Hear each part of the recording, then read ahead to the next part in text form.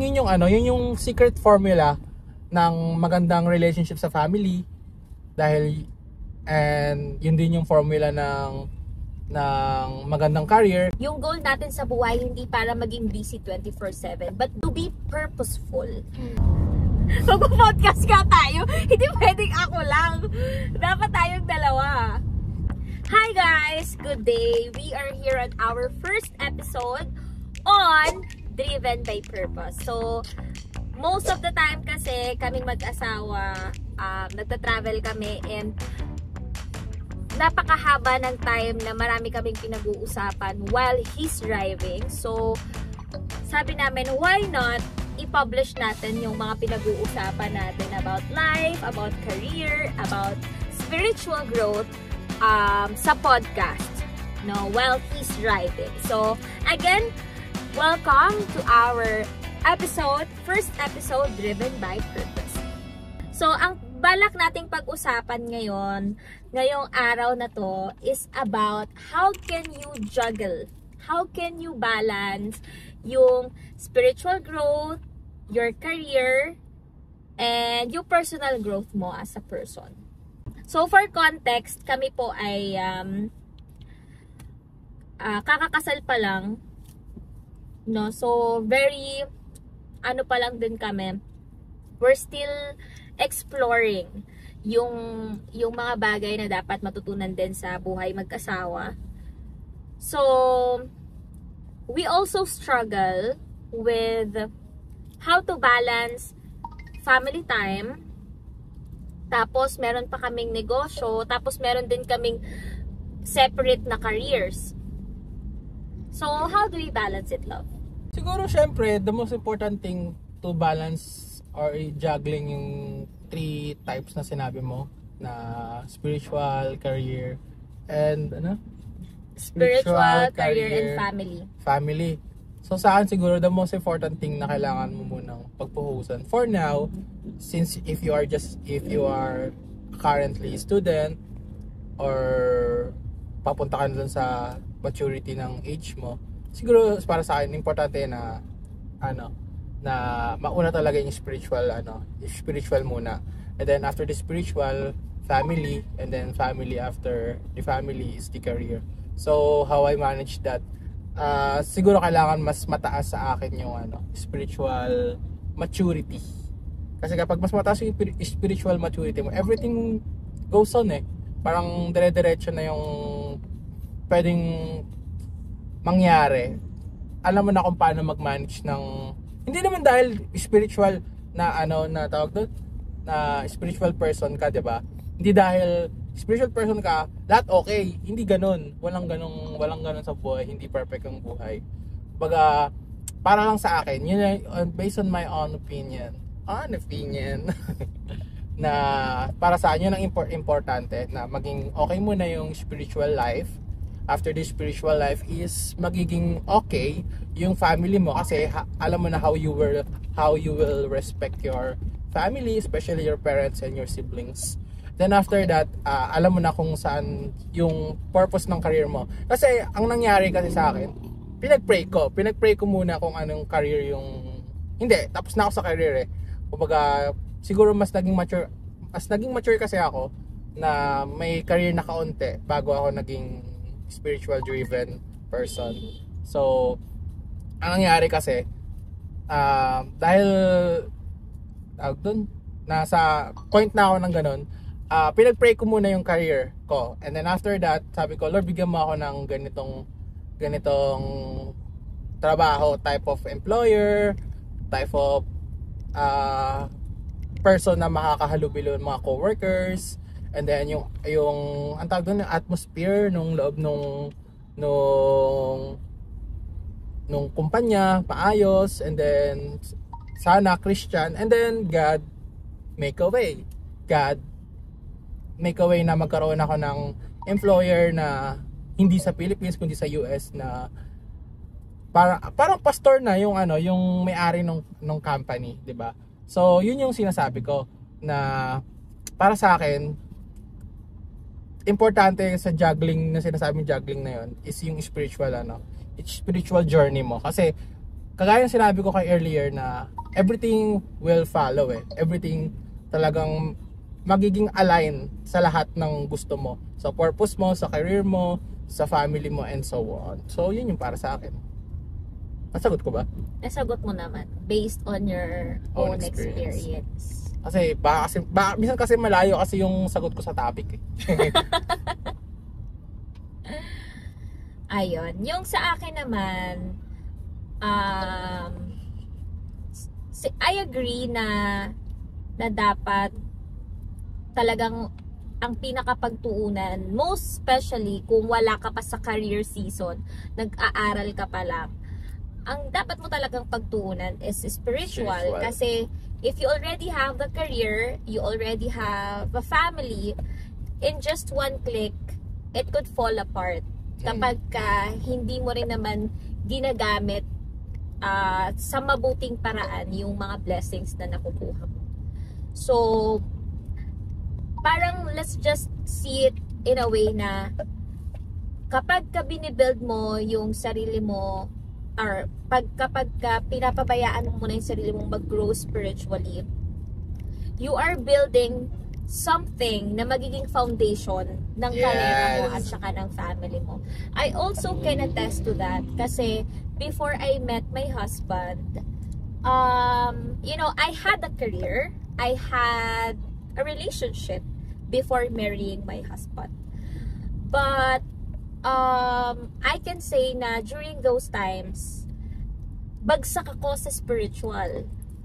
Like, kung I've been focusing on my career, I've been focusing on my relationship, na hindi pala siya aligned dun sa career and relationships na pinlano ni Lord sa buhay ko. That's why dumating sa punto na yung relationship ko nag-fall apart, na hindi ko na rin alam kung saan ako pupulutin, na akala ko yun na yung purpose ng buhay ko, pero hindi pala. So that's when I started to pray over the things that I've been focusing on. So pinag-pray ko na, Lord, I'm single now, at kung sino man yung ipinangako mo sa akin na magiging tabi ako forever, sana maging ano siya, ilapit niya ako sa inyo, mas ilapit niya ako sa inyo, kung sino man yung magiging husband ko. And then yung career ko noon, although continuous naman siya, nagpo-progress naman siya, pero hindi din ako ganun ka-happy kasi it kept me busy for a while, but yung purpose ko hindi ko rin nakikita, o na hindi ko rin nakukuha yung purpose ko, hindi ko na ma-maximize yung purpose ko dun sa career na ibinigay sa akin, kasi nga kulang ako, bagsak ako sa spiritual aspect. So nung nakilala ko si husband ko, at he invited me to attend church every Sunday, that's when I realized that kahit pala meron ka ng career, kahit pala meron ka ng relationship with someone you love, wala pala yun kung walang foundation. Wala pala yun kung hindi mo alam kung saan kayo papunta. You know what I mean? So nung nagkaroon kami nung nagkaroon ako ng relationship with God, dun ko mas na-realize na there's more into my relationship with my boyfriend. Yung pala, magiging mas makabuluhan pala siya if we will have a relationship centered by God. Also, if I may add, even though before my relationship with God, meron naman akong karera, pero kulang siya ng purpose. Kumbaga, eto yung karera ko, pero wala siyang core. Wala siyang laman. Ganun. So, when I started having this conversation with God na, yes Lord, I have this career, but I do not know para saan ba yung career ko. Is it just because I wanted to teach? Or meron pa akong career, or meron pa akong purpose beyond that? Siguro, I'm adding with that. Kasi diba parang sinasabi mo na yung nag-start ka is career lang talaga yung focus mo. Kumbaga, wala yung spiritual journey mo pa, di ba? So, siguro sa akin, na-experience ko rin sa Encode before na may emptiness talaga eh. Parang there's something empty in your heart na ano yung kulang. May pera ka, pero may pera ka, may career ka, okay ka, pero parang there's something empty na hindi mo ma-feel, hindi na-feel. Hindi mo ma-feel inside. Siguro sometimes yun yung nakukulang sa atin eh. Kaya siguro may mga tao na nabe-burn out sa work because of that, na they are not matured sa spiritual. Kasi most likely ang depression is totoo. Pero once you have God and you know how powerful is God is, talagang yung mindset mo is maiiba talaga. Kasi hindi ko sasabing survivor, pero I'm depressed before and parang hindi pa sobrang tagal, parang 3 months, 4 months, something like that.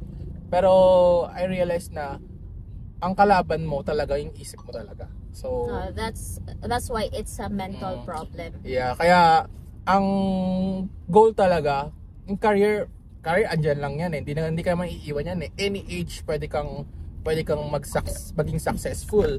So alam niyo ba yung kwento nung sa KFC, 'di ba? Kung sa KFC yung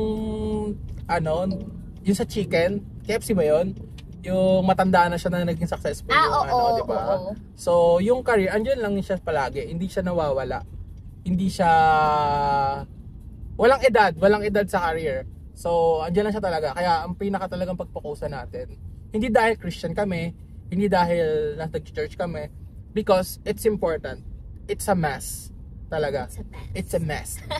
Okay. So I agree with you na tama yung sinabi mo na the goal at the end of this life is not to be busy. Yung goal natin sa buhay hindi para maging busy 24/7, but to be purposeful. So, busy ka nga ng 24/7, ang tanong, may purpose ba yung ginawa mo? The goal in life is to be opulent. That is opulent? Opulent! That is to be purposeful. So, yun ang quote natin, no, for today. So, tama yung sinabi mo na pwede nating mahanap sa mundo yung karera, pwede nating mahanap sa mundo yung taong mamahalin natin. But the real question is, may purpose ba yung ginagawa natin? Or it is just because that's what we want? Yung sarili lang natin yung binibigyan natin ng pleasure. Right? So, maybe, actually gusto ko din yung sinabi mo kanina na that's why there are a lot of people na kahit na meron na silang plethora of things. Oh, tawin natin. Plethora? Anong plethora? Abundance. Oh, okay. Abundance. So, kahit na meron na silang may abundant blessing na sila, you may call it like that, na may material things sila, ganyan, mayaman sila, but they still feel empty inside. It is because they lack purpose. No, siguro ito, one thing lang ito nang naging, I'm not a doctor, again, I'm not a doctor We are not a doctor. We are not doctors para sabihin na ito yung sagot sa problema mo, but it could probably help na makonsider natin na if you feel empty inside, it is because wala pang nakaka-fill in nung hole inside you, and it's just Jesus Christ who can fill that hole inside our hearts. Diba? Just give it a try. Talaga, just give it a try lang talaga. Talagang bigyan mo lang ng isang beses lang talaga na sabihin mo na please touch my heart. Parang isang beses lang, and then let God lead your life. Kasi kapag tayo yung nagli-lead din sa buhay natin, it could be self-driven na sarili mo lang yung pine-pleasure mo, but let God lead your way, lead your life.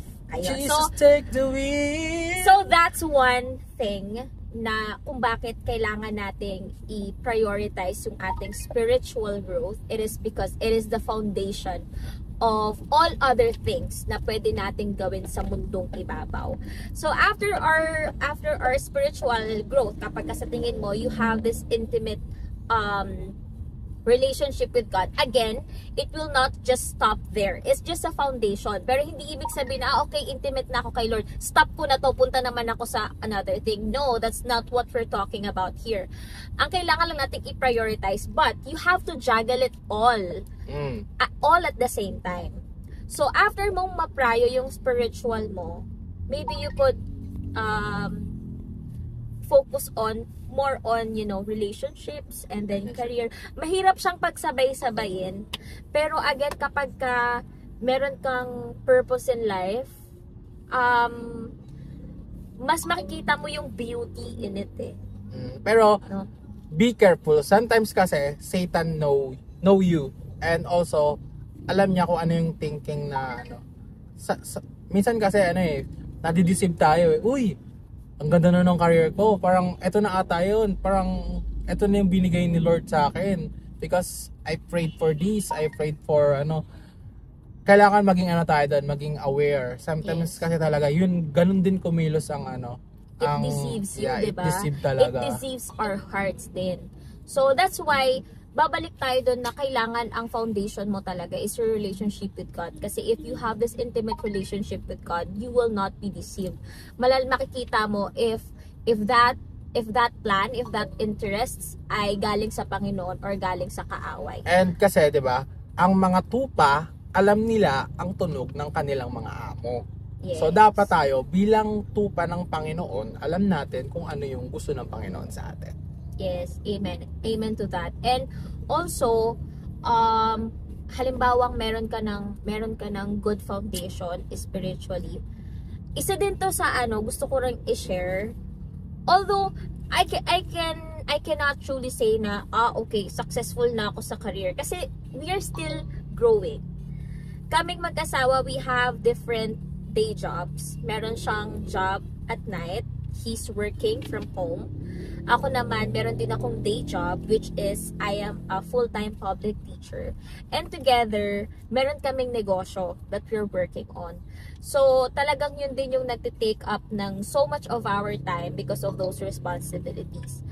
And what's the beauty in it is, since we have this foundation na we are guided by God, we are guided by the Lord, we know that whatever blessings that we receive in our careers and in our business, we know that it's not ours. From us. Siguro, that's that's how grateful we are din. Kasi kapag yung thinking mo na, okay, yung career ko, yung income ng business namin, hindi pala sa amin yun, you will be a good steward of it eh. Na hindi ka mangingiming i-share din yun sa tingin mong mas mabe-bless nung blessing na yun. Kasi alam mo, in the very beginning, that's not yours para i-spend lang yun sa sarili mong interest. Parang, ang sabi doon, if you are a blessing, you need to bless others para yung mabe-bless mo, mabe-bless din nila yung iba. Parang, siya, chain reaction of blessings. Yes. Ganon kasi kumilos si Lord. Kasi ba, like nung mga sinaunang mga disciples ng Panginoon, hindi natin malalaman yung word of God not because may nag-share sa atin. So ganoon din yung blessings, ganoon din kumikilos yung blessings sa buhay natin. So what comes around goes around. And what goes around comes around. Ayun.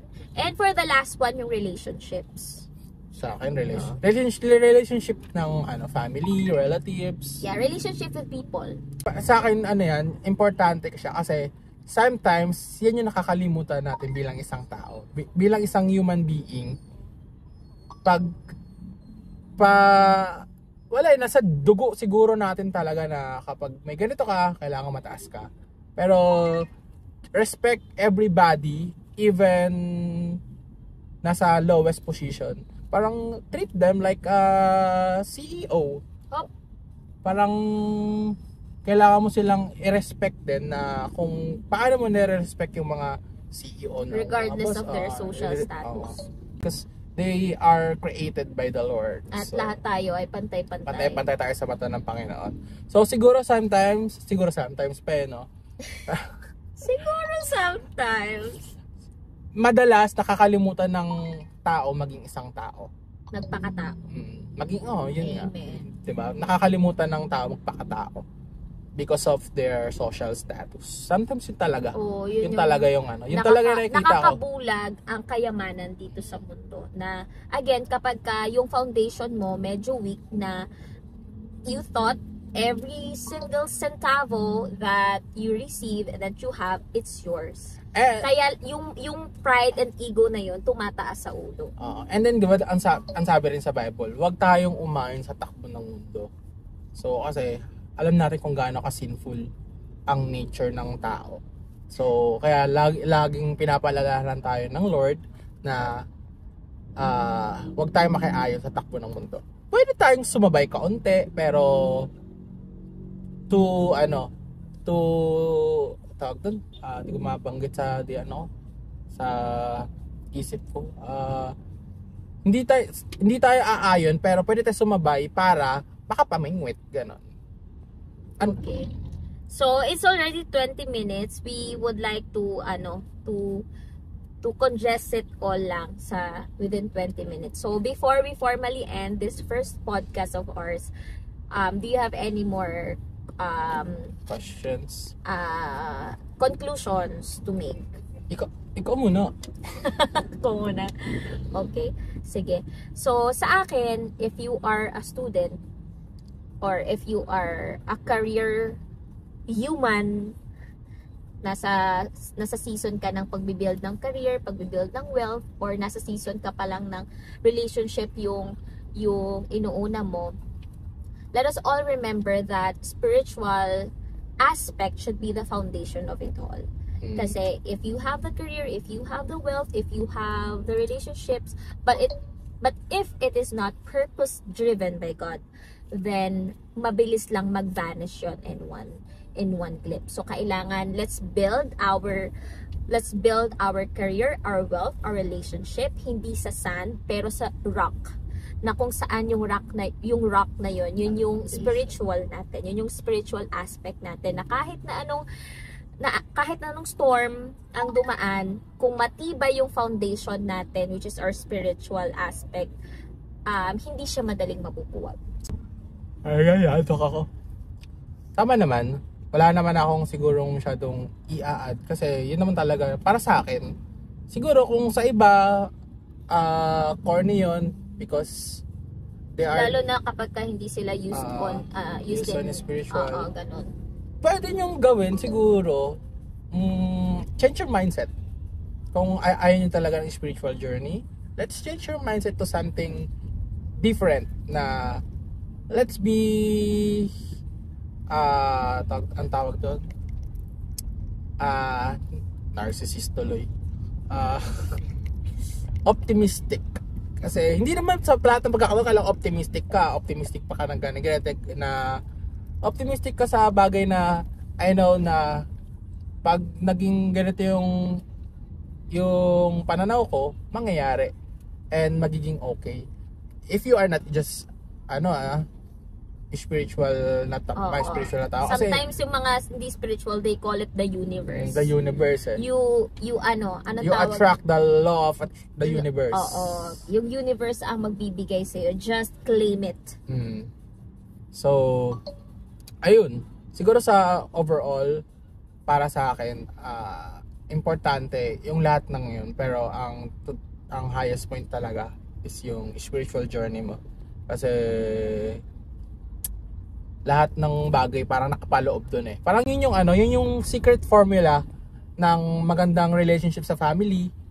And yun din yung formula ng magandang career, kasi alam mo may purpose na yung career mo. Ano yung purpose ng career mo? Syempre, magkakaroon ng mas meaningful yung career mo sa buhay. So, naka-intact yung spiritual journey mo sa lahat ng aspeto ng buhay mo, sa pagdesisyon mo, sa career mo, sa family mo, sa friends mo, and everything and so on. So yun lang yung para sa akin. So kagaya ng sinabi niya, yun lang. Yun lang, parang may gusto ka sabihin. Wala sasabihin. Okay, so that's it for our first episode. Thank you all for listening, and we hope we can see you once again on our next episode. Next episode na. So once again, this is Driven by Purpose. Mr. Ciao! Ay, ano ba? Paano ba yung ano natin?